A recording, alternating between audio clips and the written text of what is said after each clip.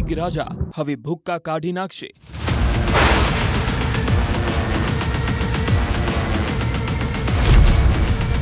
8 inch વરસાદથી જળબંબાકાર।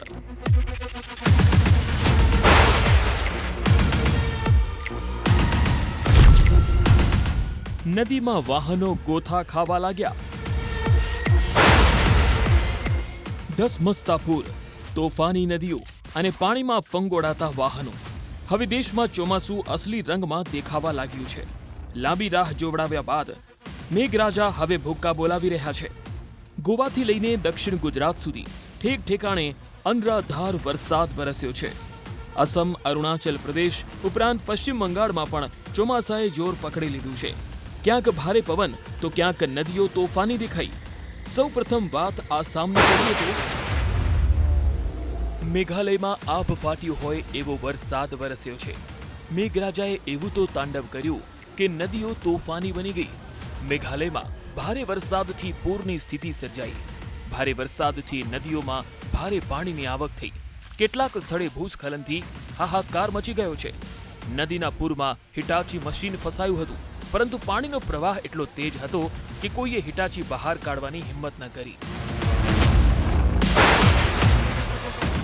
ભારે વરસાદ બાદ આસામના નારાયણપુરમાં જોરદાર પૂર આવ્યું।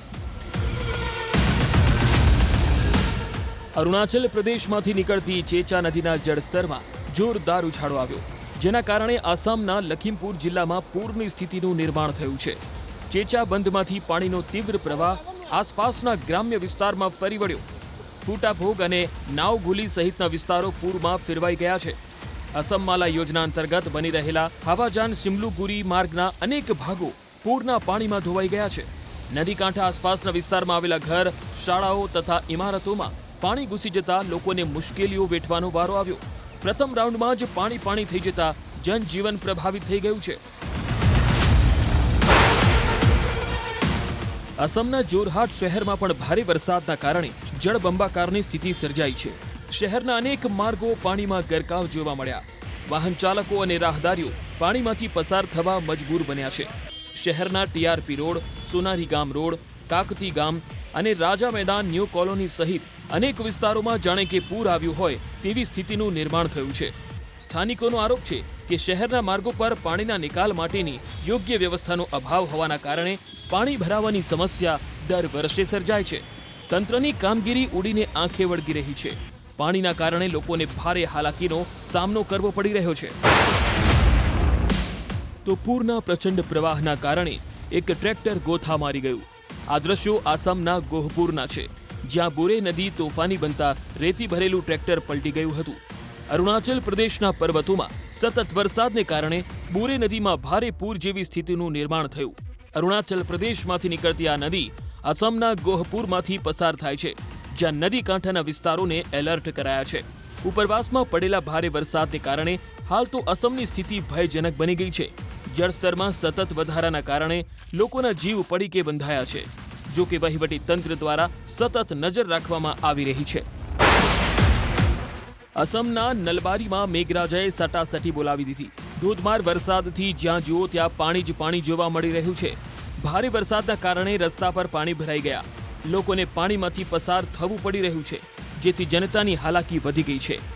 પાણીના નિકાલની કોઈ વ્યવસ્થા ન હોવાથી મુશ્કેલીઓનો સામનો કરવો પડી રહ્યો છે। વરસાદથી ઉપનદીઓમાં ઘોડાપૂરની સ્થિતિ સર્જાઈ ગઈ છે। નદીના પાણી રહેણાંક વિસ્તાર અને ખેતરોમાં ઘૂસ્યા છે।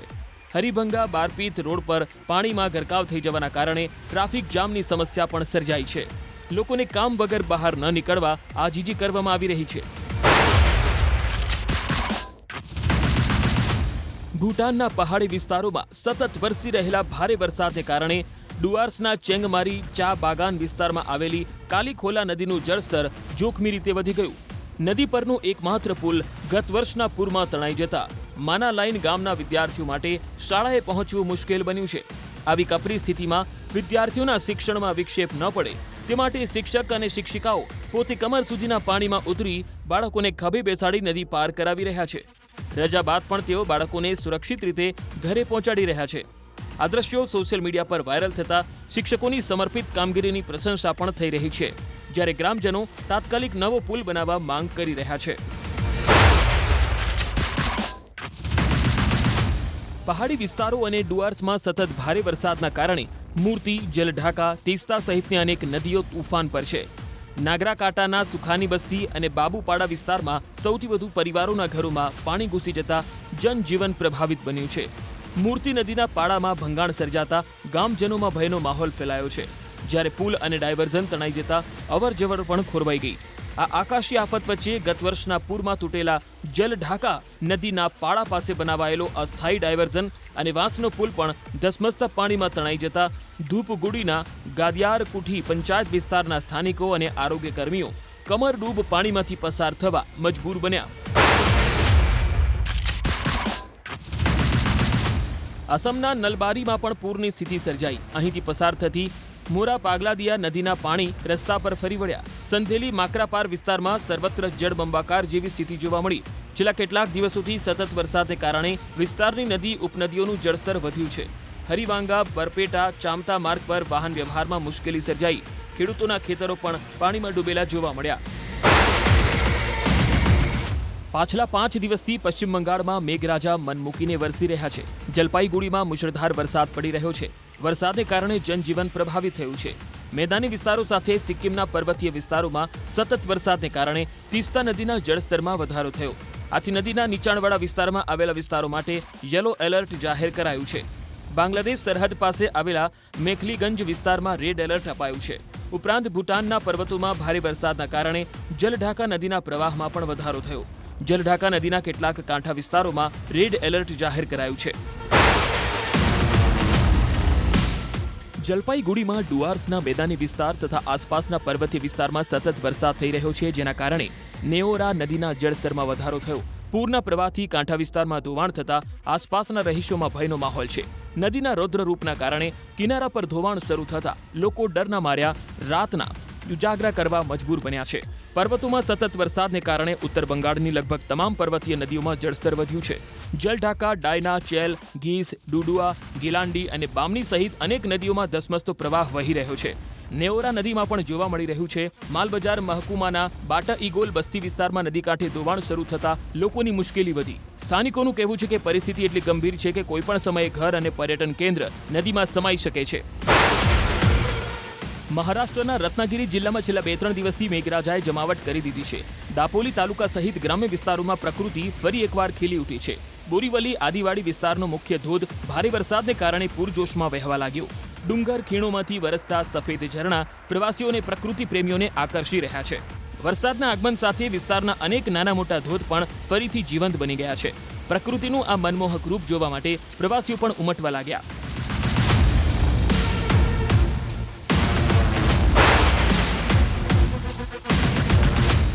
તો મહારાષ્ટ્રના બુલઢાણા જિલ્લામાં ધોધમાર વરસાદ વરસ્યો. બુલઢાણા ઉપરાંત ચીખલી, મેહકર સહિત અન્ય તાલુકાઓમાં ભારે વરસાદ થયો, જેણે ખેડૂતોના કાળજા ઠાર્યા છે. કારણ કે અહીંના ખેડૂતો ગુજરાતના ખેડૂતોની જેમ સારા વરસાદની લાંબા સમયથી રાહ જોઈ રહ્યા હતા. ખેતરો પાણીથી તરબોળ થતા ખેડૂતો હવે વાવણીની તૈયારીમાં લાગ્યા છે. પાછલા ઘણા સમયથી વરસાદની કાગડોળે રાહ જોતા હતા.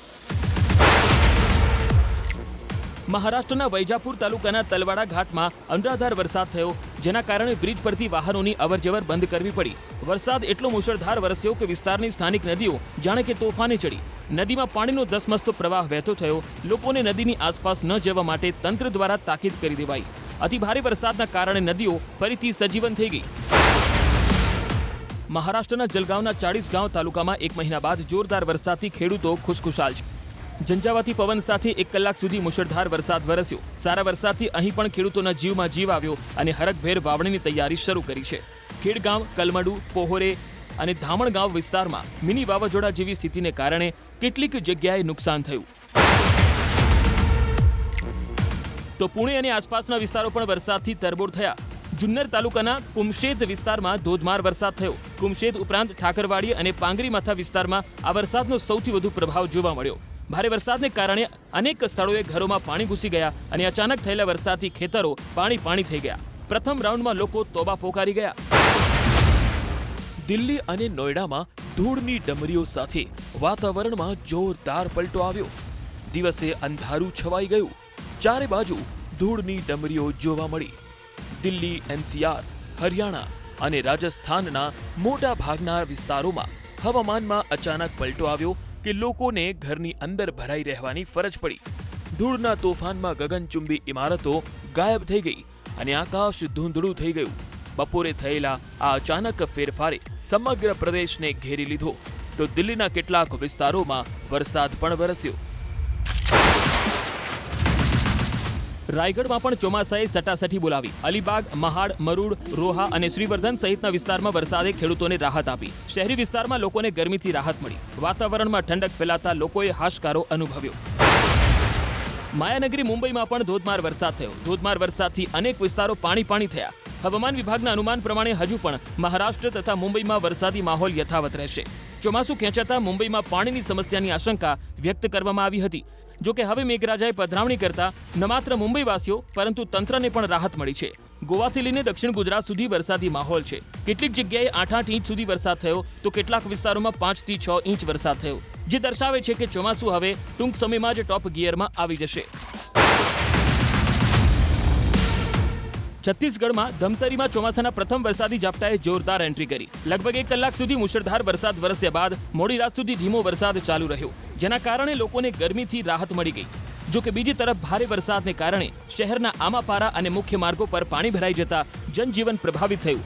અનેક ગલીઓ નહેર જેવી દેખાઈ રહી હતી અને રસ્તાઓ પર પાણી ભરાવાથી લોકોને અવરજવરમાં ભારે મુશ્કેલીનો સામનો કરવો પડ્યો. તમિલનાડુમાં કાલવરાયણ પર્વતીય વિસ્તારમાં ભારે વરસાદ થયો, જેના કારણે પેરિયાર ધોધ વહેતો થયો. પાણીનો ધસમસતો પ્રવાહ વહેતો થયો હતો. નીચાણવાળા વિસ્તારોમાં પાણી જોવા મળ્યું તો ક્યાંક પૂર જેવી સ્થિતિનું પણ નિર્માણ થયું.